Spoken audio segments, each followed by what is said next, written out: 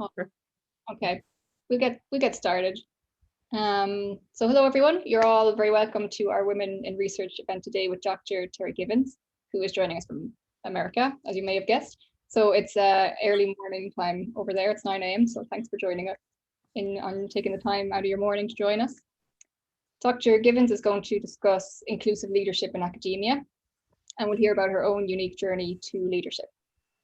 I'm Joanne Kenny, I'm co-director of Women in Research Ireland, and we've also got Anna Trucy here, who is our secretary, got Mariah Crowley and Kathy Corcoran.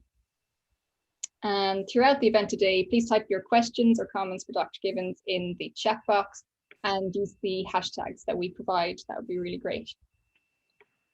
A little bit on Dr. Givens. She's the CEO and founder of Brighter Higher Ed, which aims to reinvent higher education for the 21st century, which I think we can all agree is in need of reinvention. She has held leadership positions as Vice Provost at the University of Texas at Austin and the Provost of Menlo College, where she was the first African American as well as the first woman. She's held professorships at University of Texas at Austin and the University of Washington. Dr. Givens is the author of a number of books and articles on immigration policy, European politics, and security. Her most recent book is called Radical Empathy, Finding a Path to Bridging Racial Divides. And Dr. Givens has been quoted to say that the driving force behind her accomplishments is that all she really wants is a better world for her two boys. So with that, I'm going to hand you over to Dr. Givens. So we're very welcome, Dr. Givens. Thank you so much. Excuse me, and then I'm very happy to be joining you today from beautiful California. So I want to start off, I'm going to go ahead and go to my next slide. And I'm not going to stay in the slides because I want to be able to see everybody. So if you want to turn on your camera, feel free. But today I'm going to talk a bit about my path to success in academia and leadership. And I just wanted to share a few photos with you guys from my life. This is my family. I'm the youngest of 7, and that's me. I'm the baby of the family. And so we had 5 girls and 2 boys in our family. My father, Roy Givens, was in the military, and actually 2 of my siblings were born in England. My sisters over here, Rhonda and Brenda, were born in England when my parents were based over in Ruislip. And in any case, I was born in a city called Spokane, Washington, which is in eastern Washington state. And if basically there are areas of the country where you have more and less African Americans, and Spokane was one of those places where you had less. It's a city at the time when I was born is around 100,000 people, and less than 1% Black. But there were a lot of African Americans who were in the military and would go to Spokane, and my parents decided to settle in Spokane. Yes, I was the first in my family to finish college. And then I went to Stanford University, which was a big deal, being a first generation college goer. And as you can see, I ran track there. And in between Stanford and going to get my PhD at UCLA, I worked for 6 years in the nonprofit sector. And I'm happy to talk a little bit more about my work in the nonprofit sector if we have time. But UCLA was where I got my PhD, and that was an interesting transition as a first generation college goer. But I really had a lot of support from my peers, and I'll talk about that a little bit more. So as we already mentioned, my first position was at University of Washington. Then we switched to UT Austin and Menlo College, and now I'm Brighter Higher Ed. So this is a picture of me at UT Austin, and then this is a graduation ceremony at Menlo College. So I'm going to go ahead and stop sharing so I can see all of you. And we have somebody from Mexico. Hi. I can see the chat too. All right. So hi, everybody. And yeah, if you want to turn on your camera, you're more than welcome, so I can see your beautiful faces.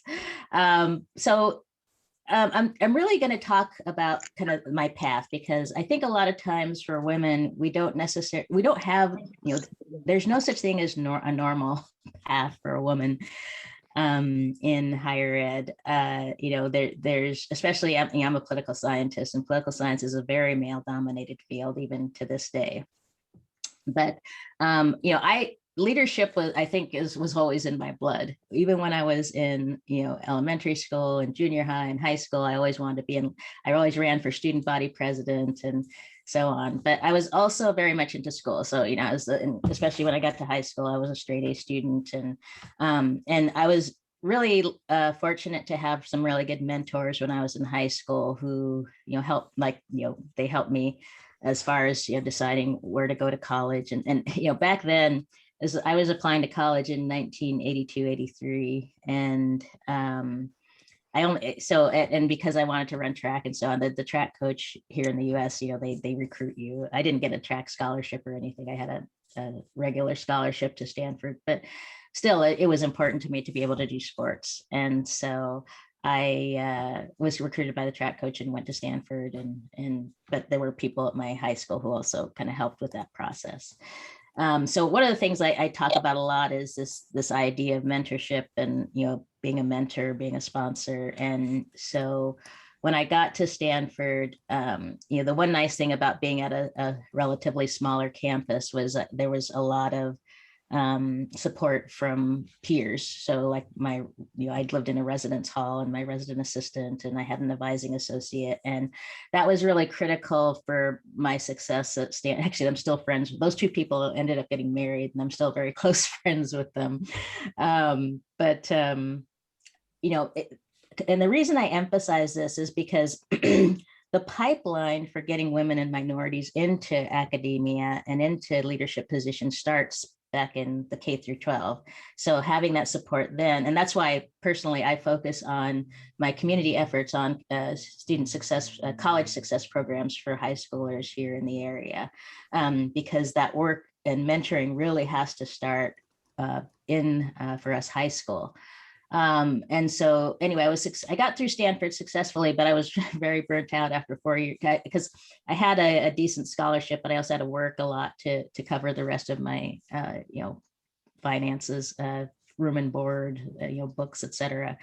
So after 4 years of, working really hard at school, and I only ran track for 2 years because I really wanted to focus on school. And so I decided to not apply for graduate school right away. I went to work for about 6 years before I went back to study at UCLA. And I have to tell the story because my current husband, my only husband, we were both at Stanford, but we didn't start dating till we'd been out for about 5 years. And he was based in Los Angeles at the time, and I was up here working in Sacramento for a lobbyist in our state capital. And so we started dating, and I decided I was going to start applying to graduate school. And it's like, okay, well, I guess I have to stay in California because I want to follow this guy. And so luckily I got I only applied to UC LA, UC Davis, and UC Berkeley. And I got into UCLA, which actually was the better option for me. And so I moved down to LA, and we got married after my second year of graduate school. And actually, it's funny. I study European politics and immigration politics and the radical right.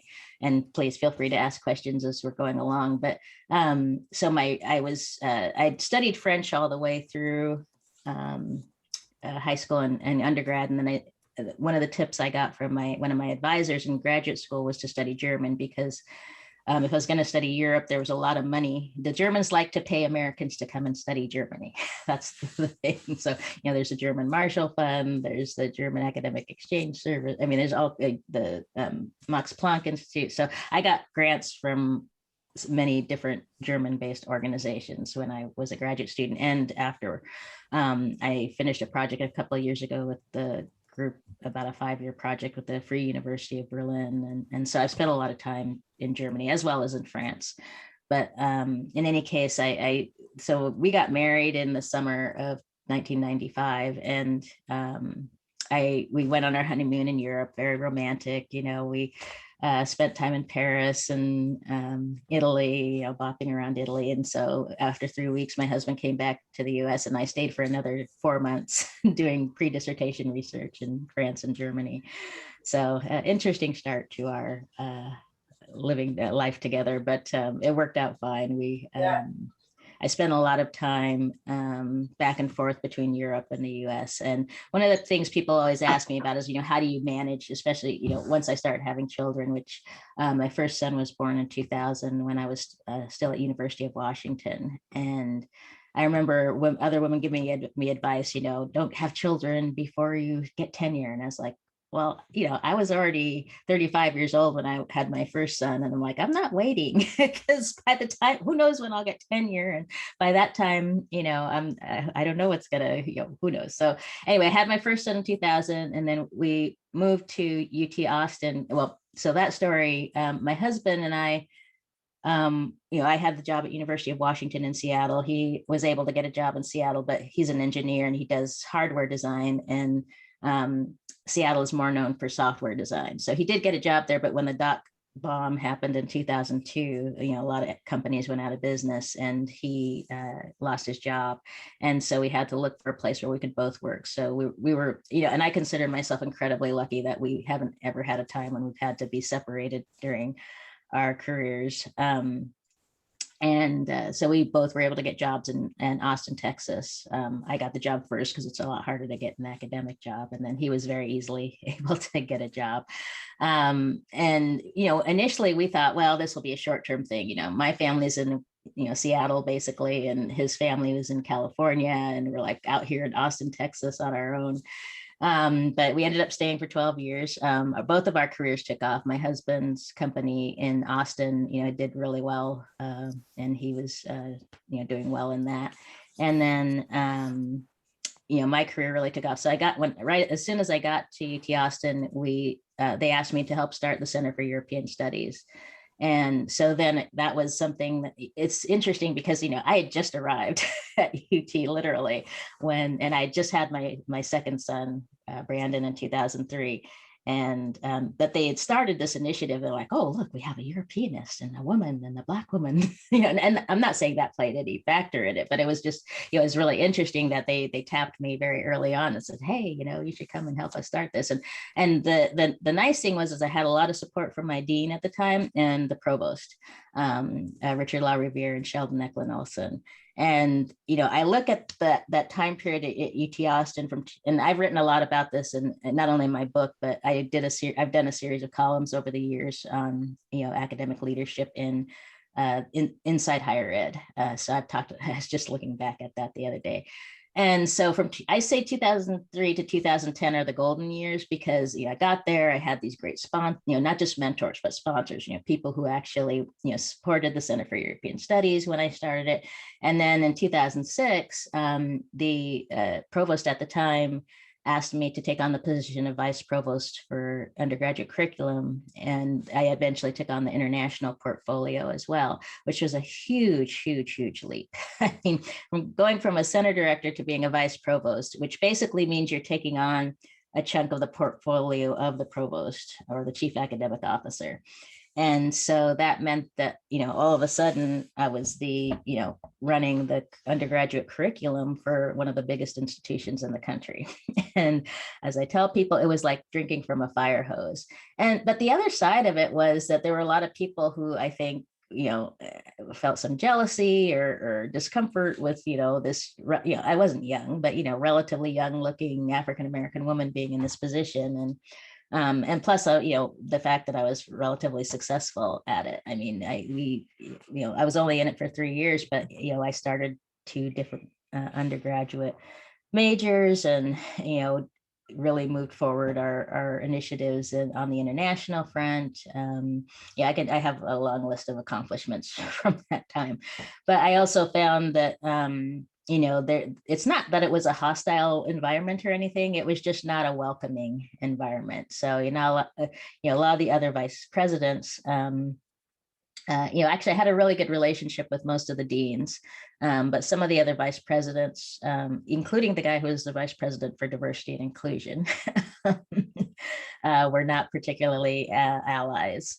And I have to say, that the one thing, a statistic I quote when I talk about this is that, when I started as vice provost in 2006, there are 9 other women at UT Austin in serious academic leadership positions. And when I left in 2015, there was 1. And, we had the same vice provost or vice president rather for diversity during that entire time period. And anyway, I could tell lots of stories about that.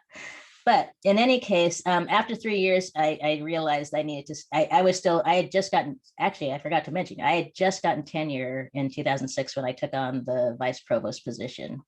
And so after 3 years, I realized I'm not getting enough research done. And if I really want to stay in, academe and be an administrator, I need to get to full professor.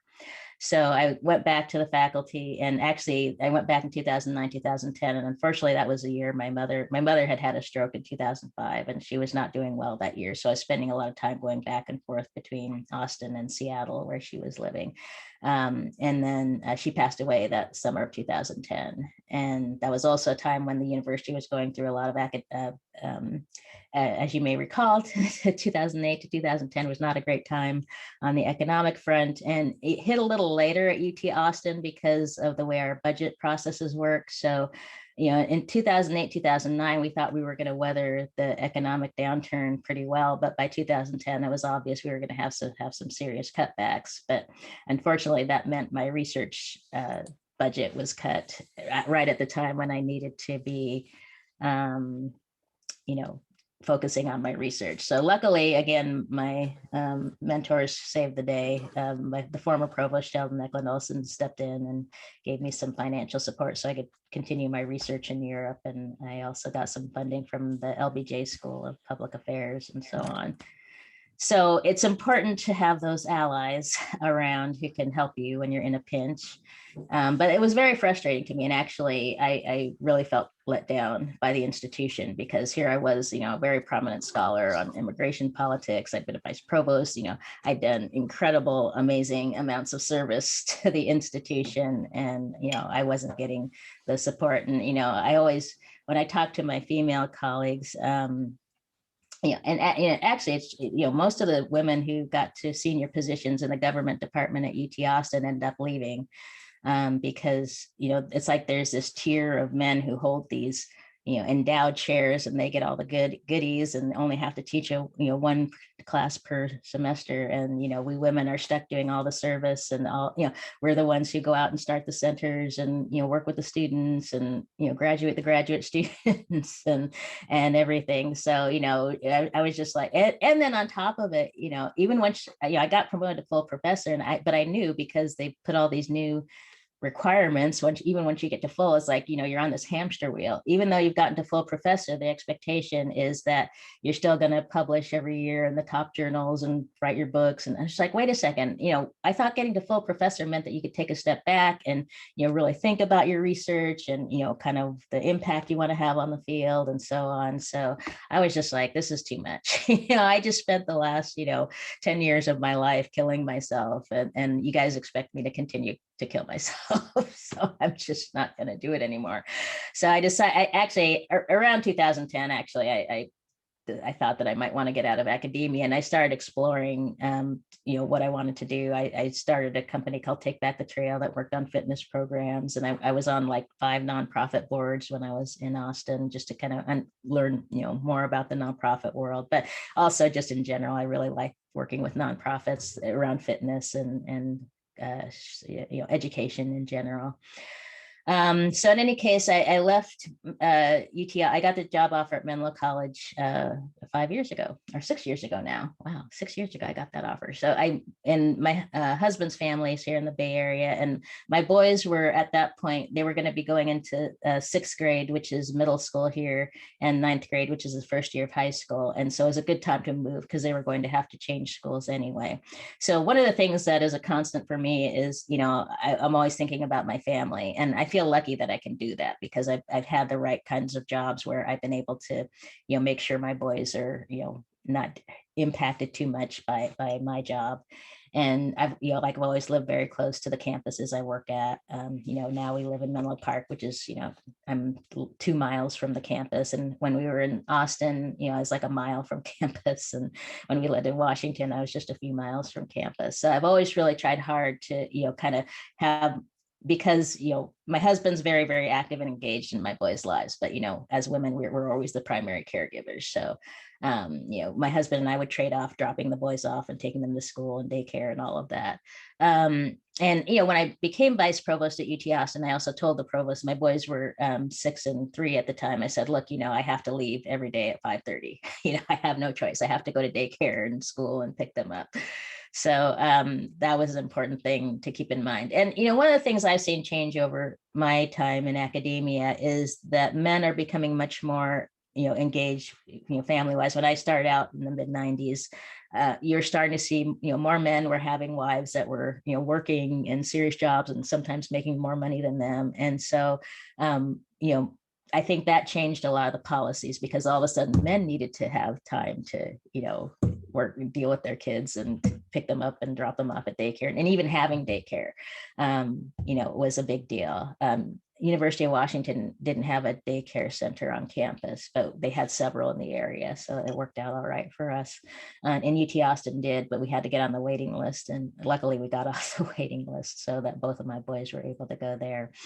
But, childcare is so critical, having good schools nearby, because, those things, and even just being in a relationship, even if it's just you and your partner, those things can play such an important role. My husband and I, when we moved to Austin, it was a year of negotiating, how we were going to do that move and what it meant to our relationship. And so I really put that down as being one of the moments our relationship was challenged, but we got through it.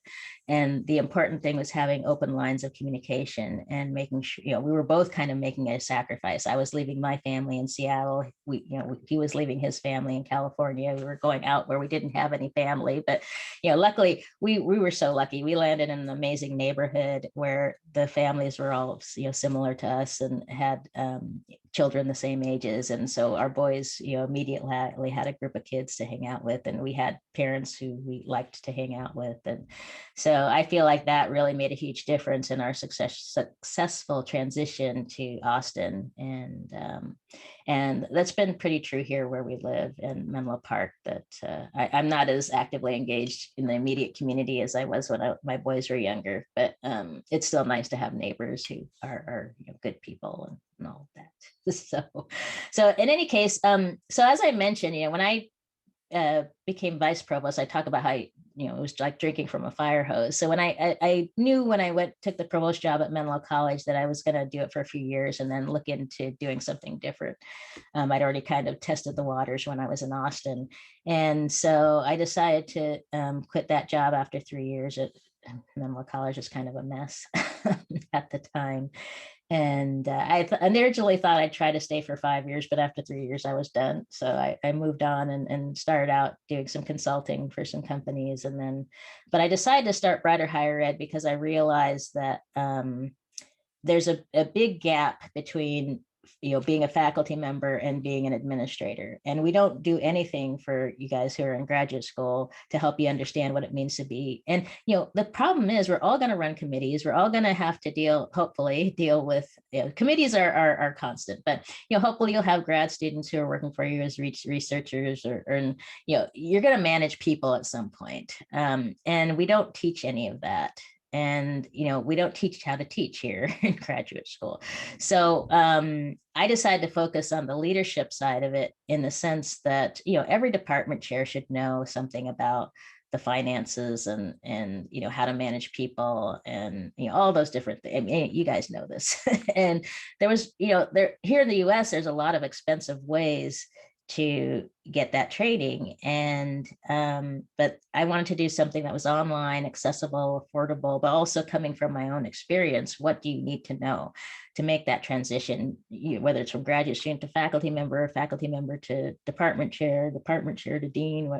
There's all these different transitions, and especially for women and minorities, it's sometimes hard to find those mentors who can really give you what it's like to move into those positions. And so not only do we have our community, but if you join and become a member, We also have mentors, but also it's trying to have peer, our goal is to really build a community where you feel like if you have a question, yes, oh my God, I'm dealing with this tough situation. You can go to that community and reach out to people and say, hey, have you been in this situation before? What did you do? Or, what do you have advice? Do you have some resources? And so my goal has been to really provide resources to help other people who are going through similar transitions as I did, and to really just provide a community. So you guys are all welcome to join in. I'll post the link to the community. But Brighter Higher Ed is really about helping us all, and no, not just women and minorities, anybody is welcome. But it's based on my own experience.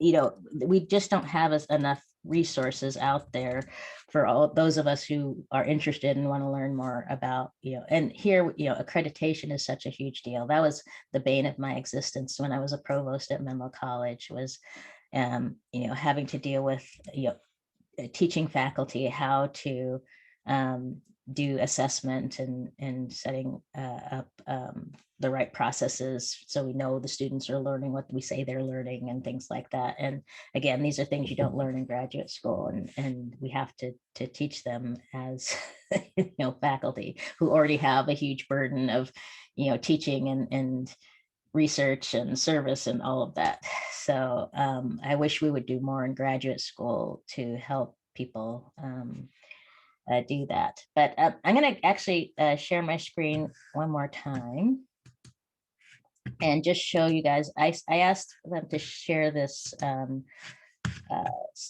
this article I did on inclusive leaders, but we all have to focus. And one of the things I talk about in my book on radical empathy is we really have to be intentional, not only as leaders or as faculty or as graduate students.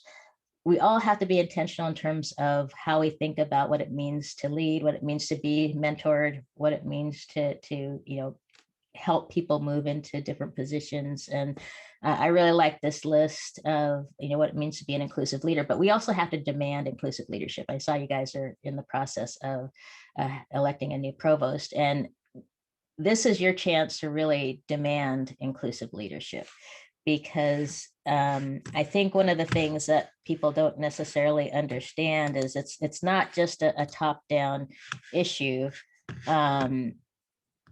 It's a top-down and bottom-up. And when we demand inclusive leadership, then people have to understand that it's a priority, and leaders have to understand that it's a priority. Anyway, thank you for fixing the typo. I was worried I'd get a typo in there. So in any case, these different areas, including having a visible commitment, and this is about diversity, but it's true of all types of leadership, is that, we need to make sure that we are have a commitment, whatever we're committing to, and hopefully in this situation it's to diversity, and that that extends to gender, of course, and all different types of diversity. Then we articulate a commitment to it, that when somebody says, what does this leader stand for, people know what you stand for. The next is humility. And I think that's self-explanatory. But one of the things I really focus on in my book, Radical Empathy, is awareness of bias. We all have blind spots. And that's why in the book, I really talk about my own blind spots and the way I was raised and how that impacted me. And then the next is curiosity about others. Don't just make assumptions about people, ask people. I was doing a workshop the other day, and, we were talking about blind spots and bias, and sometimes it's getting out of your comfort zone and asking people questions about, who they are, rather than, if you see a person of color, don't just assume, oh, this person must be from this background, et cetera. Cultural intelligence, again, I talk about this in the context of getting out of your comfort zone. Start finding out more about other people's cultural practices and, become aware. And then finally, effective collaboration.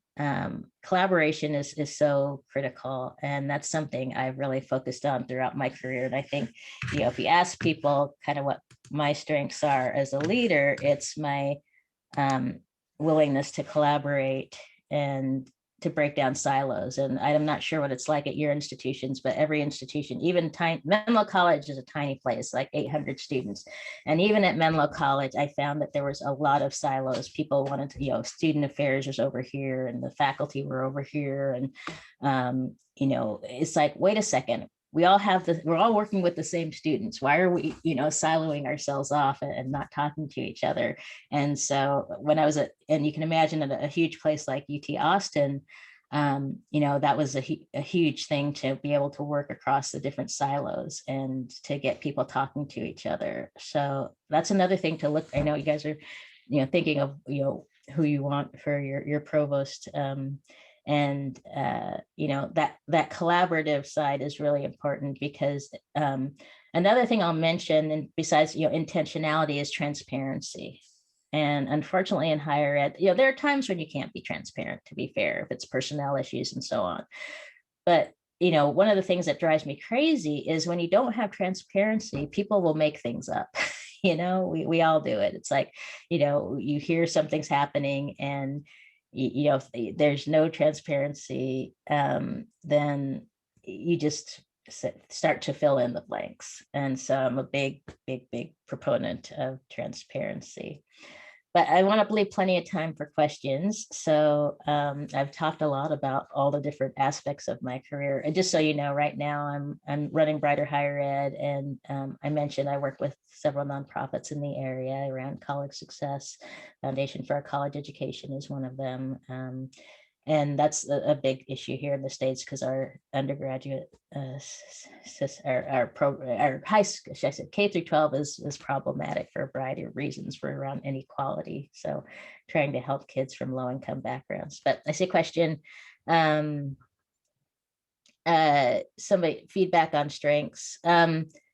It's not standard practice for people to ask about strengths and weaknesses. That's more, and I didn't necessarily ask people. It's more what people would tell me in general, just in conversation and so on. But I do think it's important. At one point I did, I read a lot of self-help books and books on leadership when I started to get into these positions. And there was a columnist in the Chronicle of Higher Education, and I'm going to forget the name of it, but she would talk about the kind of women in higher ed. And so I remember at one point I did one of these little exercises where I would ask a few people, well, what would you say my strengths and weaknesses were? And so I think it's good to do that occasionally, get a good friend who's willing to be honest with you and ask what your strengths and weaknesses are, because we often have blind spots for ourselves. And I'm a pretty introspective person, and I do try to be honest with myself, but sometimes it's hard for me to really look at the tough stuff and say, well, maybe, I could have done that differently. And especially now I look back on my career and I'm like, damn, I wish I had, done that differently but I'm also, I feel like I'm very, I knock on wood. I feel like I've, for the most part, come through pretty well with the different positions I've had. So anyway, opening up to any other questions or discussion you guys want to have. Okay, so what's your definition of leadership and how do you truly embrace it? Oh boy, my definition of leadership, well, so that leadership has different levels. It's not just one thing. So there's leadership can be, you happen to be just because you're in a leadership position doesn't mean you're a leader. That's, I think, an important thing to say. And so I would say that leadership is really about, some of the things I mentioned, being willing to look across the people you're leading and really seeing them and understanding what it is your goals and the outcomes you want to see are. And so it's not just about, being able to stand up in front of a group of people and convince them to, do what you want them to do. It's really about understanding the goals of not only the organization, but the people you're working with. So, and I see a couple other questions popping up. Can I just interject a second? Sure. Just to say that if people want to unmute themselves and ask the question, you can go on and do that. Yeah, it's probably helpful if you raise your hand so we can see it, and Anna or whoever just catch my eye. But let's see, Giovanna. So, I've been out of higher ed for about 3 years. We don't really talk about the Athena Swan Charter process here in the US. So, I don't think it's had much impact at all. Actually, I would say probably not, especially at kind of the top tier institutions. I'd say there's very little impact at all. And then the next question was, would I have considered leaving academia early in your career? For me, I didn't consider it early in my career, partly because I was kind of on this, you feel like you're on an escalator, right? It's like, you're at UCLA, and then you get your job at University of Washington, then you get your job at UT Austin. And since I've left, I've watched my friends' careers, and it's like, you're kind of on this path, and it's really disruptive to consider getting off of it. And so, people thought I was crazy when I decided to leave. And I still get asked, just yesterday, I was asked to apply for a job back in the academia. And I'm still considering the possibility of getting back in academia. But I wouldn't have considered it early. But things have changed dramatically. I graduated in 1999 or 2000, really. And the world, even back then, we were complaining about the dearth of jobs in political science. And so, basically, if you're not in the US, if you're not a top 20 institution as a graduate student, your job prospects are really bad. So even now, if I were at UCLA, I would think that I would have a decent shot at getting a job, because UCLA is like one of the top programs in the country. But if when I worked even at UT Austin, I've had students one in particular who ended up leaving, he didn't get a job, and he worked as a postdoc for several years, and then ended up working now for Google, which is, he's got a good job. So, but my advice to early career researchers is just keep your options open. And there's a lot of resources out there for what we call, post-ac. Actually, if you look at the hashtag, if you're on Twitter and look at the hashtag post-ac, I follow that a lot. And there's a lot of people now who actually, their business is to help people, early career researchers, to get jobs, non-academic jobs. And there's a really big discussion going on here about, how we work with students in graduate school if they decide to take a non-academic career path. It's kind of interesting. And, as a political scientist, you have options for working in think tanks and, going into government and things like that. I have friends who've gone into, consulting, or have a friend who works in banking. But especially now for data scientists and people in science, there's a lot of options. So I strongly encourage people in the sciences, or, even social scientists who are good at statistics, get good at statistics if you can. There's that's the new term for statistician is, data scientist. So that's a big field. And then mentions, I really like your point about not putting your life on hold and applying first as an academic. Yeah, so I think it's really important as women that we don't put ourselves, behind our spouses, or, let people kind of pressure us to just think about our families first. Not that, my family does come first, but it's, I guess one of the things I learned because I had 4 older sisters. And so I had 4 different examples, only 3 of them had children, but I had, 3 different examples, and plus one who didn't have children, what it's like to be in the working world as a woman. And this was, like back in the 70s and 80s. So we're talking, they were feminists, but it wasn't easy being a feminist back then. And so, especially one of my sisters, who worked for IBM for 30 years, I just saw her have so much guilt when she had to travel and leave her kids and all that stuff. And I was just like, I'm not going to do that. I told my husband even before we got married, it's like, look, I'm going to be a Europeanist. I'm going to be an academe. I have to travel, so you're going to have to deal with that. And, I'm not going to, I love my kids, but I'm not going to feel guilty if I have to go to Europe for 2 weeks and, spend time away from them. They are getting the benefit of me and my experience and when I could, I would take them with me. I mean, we spent most of our summers in Europe, which the funny thing is my husband, he loves camping and stuff. So he would complain, it's like, oh, do we have to go to Europe again? I'm just like, you are so spoiled. You get to go to Europe on my research dime. You're going to complain. Anyway, we still go camping a lot in the national parks here and all. But yeah, I would say that it's very, very important to, it's okay. You have permission to put your career first, put it that way. All right. And then, I did leave academia because I was expected to kill myself with workload. The question is, do you think it's possible to be successful in academia, especially as a woman with a family, and not have to sacrifice all your free time? That's a tough question. And I guess for me, it's how I define my free time. So my first priority is always my health. And because if I'm not healthy and if I'm not taking care of myself, then I can't take care of anybody else. So I don't always succeed. There are times when I've, let myself get run down, but, most of the time I'm able to put myself first. And then second comes my kids. And as long as I know they're okay, they're getting what they need, it doesn't mean I have to spend every minute of my time with them, like I just said, but I just need to know that they're okay and that, the choices I'm making aren't negatively impacting them.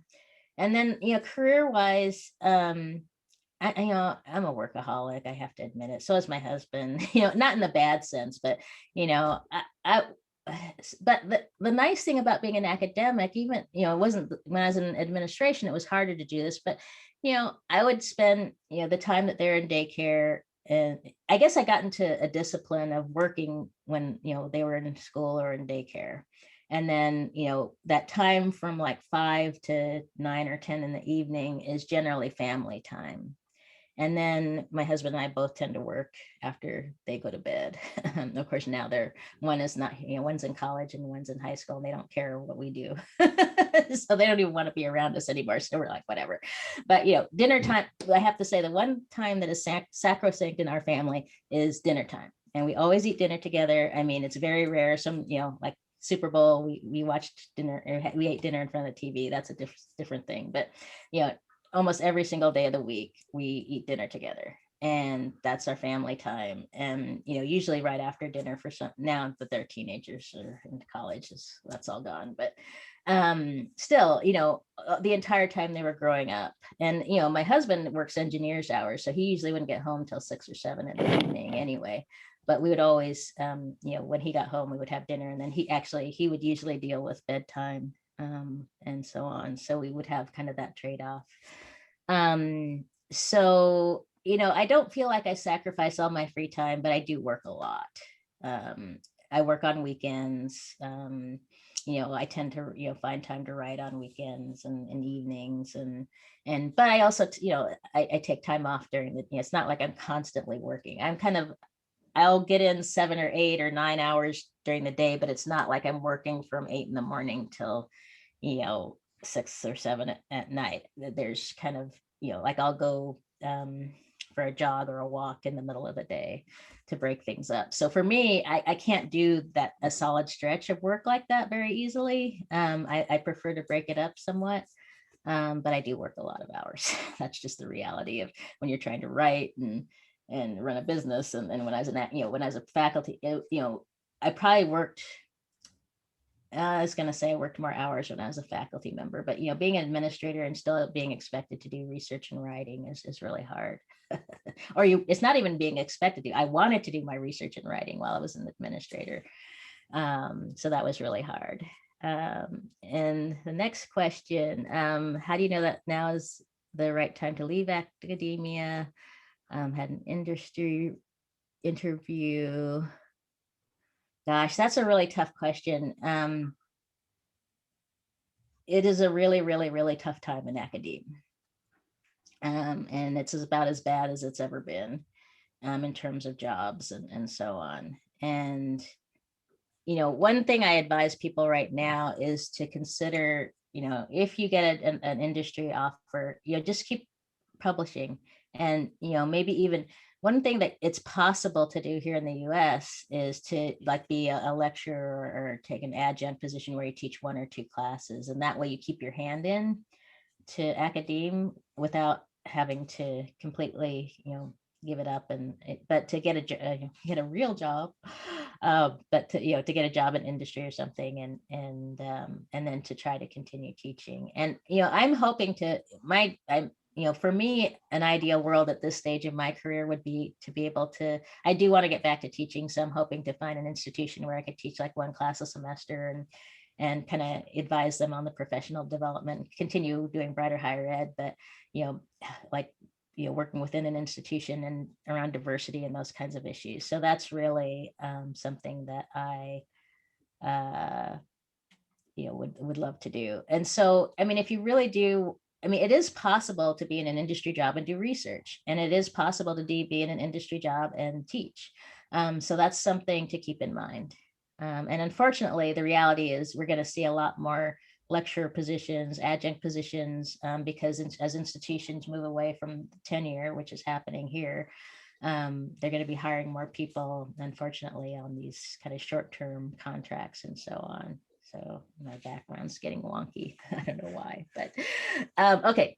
And does anybody want to unmute and ask a question? I'm going to read this one, but feel free to unmute and ask a question.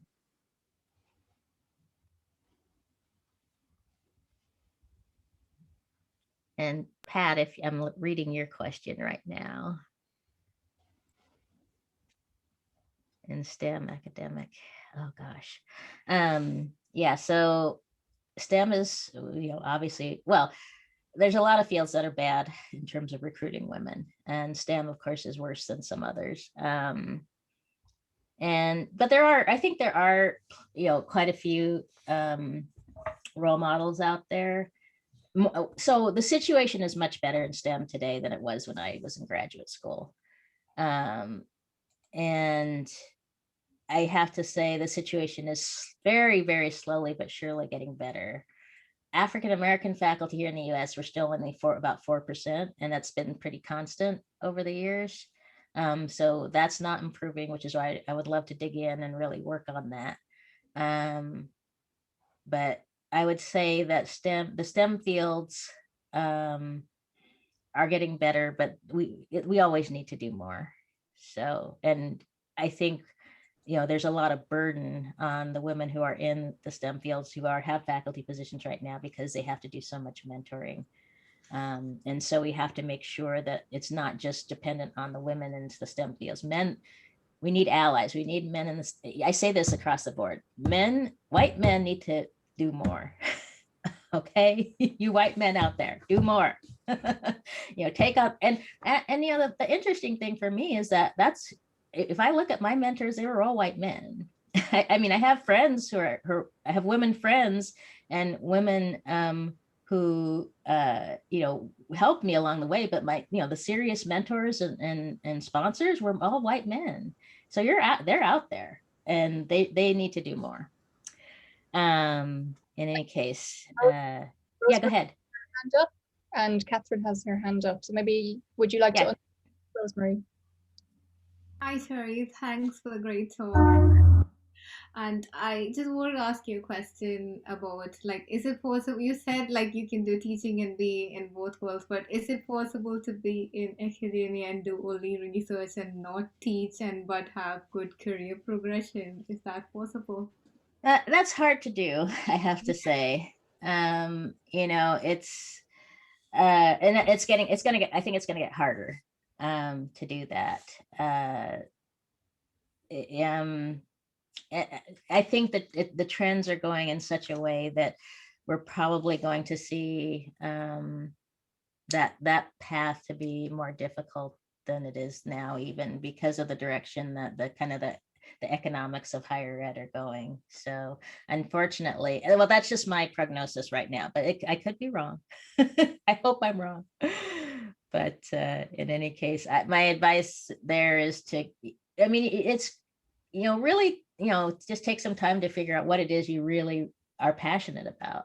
I know people talk about that a lot, follow your passions, but, really it is important to kind of think through not just about your passion, but where your strengths are, and to be honest with yourself about that. So that's my advice. Thank you. You're welcome. And there was another hand up. Yeah, go ahead. Thanks. I just wanted to go back to the STEM comment. I think we actually even need to start at a younger age, because when Yes. I've 3 daughters and a son, and when they're in school, like they're excelling at mathematics in school, and then they're not choosing it at university level, or if they do, they're dropping out after their undergraduate degree. And so we really need to encourage women into these subjects so that they can relate to them. So I think that young women are not relating to the STEM subjects, and they don't see, I hate to say, the caring side or whatever of these subjects, how they can use these skills that they have and this expertise for good, if that's what they want to do. That you don't have to be in healthcare or social care if you want to do good. Go into engineering and make a difference, or mathematics. I think we really need, as mothers as well, to, Yes, not to put absolutely. our daughters off these subjects.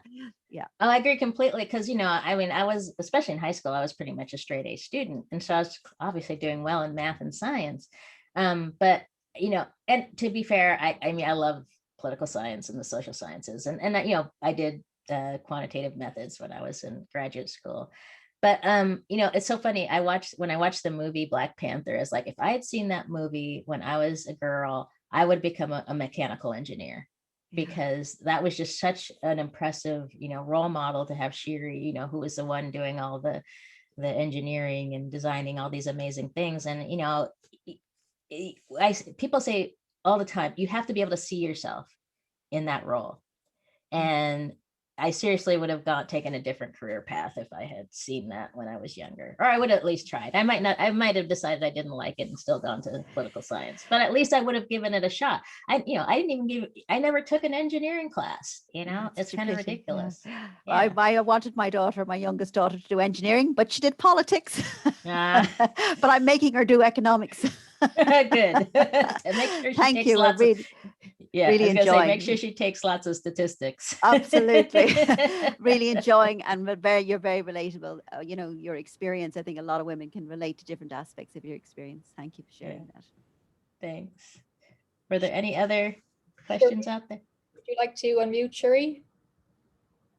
Sure. Thank you so much, Terry. I was just wondering what you think might be an overarching strategy that we could use in higher education. Like, should we be asking for there to be gender quotas when hiring, or do you think that that's the right kind of path to go down? Yeah, so there's lots of different strategies you can pursue, and I've seen some. So one of the things, it's funny because in football they call it the Rooney Rule but it's based. So this was happening when I got my first job at University of Washington. The dean decided that there should be, basically every search had to have at least one woman in it, and that she wouldn't approve a search unless there was a woman in the finalists. And I think that's absolutely fair, because right now, since I was in graduate school in the 90s, women were more than 50% of the graduate students. And it's ridiculous that you have any political science department or any department period that doesn't have women in the pool when they're hiring. And so I think that's a great way to approach. The other approach is to, a lot of institutions are training their search committees in unconscious bias, and how to make sure they have a good pool of candidates.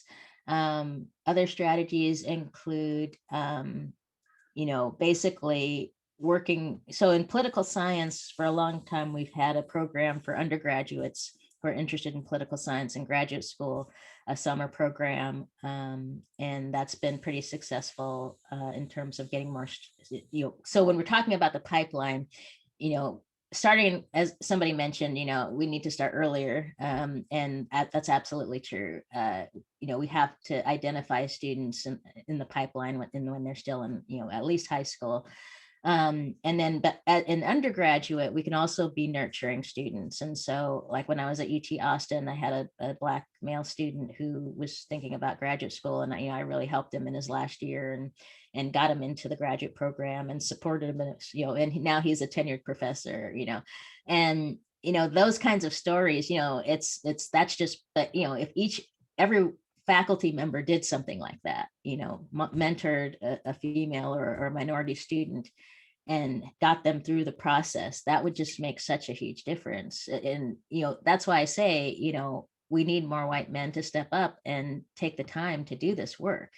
We have to teach them how to do it sometimes because they don't always know how, but that's a really critical thing. So, yeah, and by the way, I strongly encourage you to follow me on Twitter, and and actually, especially if you're interested, I tweet a lot about these topics, and also if you connect with me on LinkedIn, I talk a lot about what's going on in higher ed and so on. So please feel free, and I'm doing a lot of workshops these days with different universities and organizations on how to deal with these broader issues. And I'll come back to one of the topics from the book, because I think one thing we all have to remember is that we all are working in these structures that are not helpful to women and minorities. So here we call structural racism, but it's also my book publisher was always saying, well, Terri, these aren't just issues for Black people, they're issues for women too. And well, yeah, it's intersectionality, but I'm talking about my experience right now. So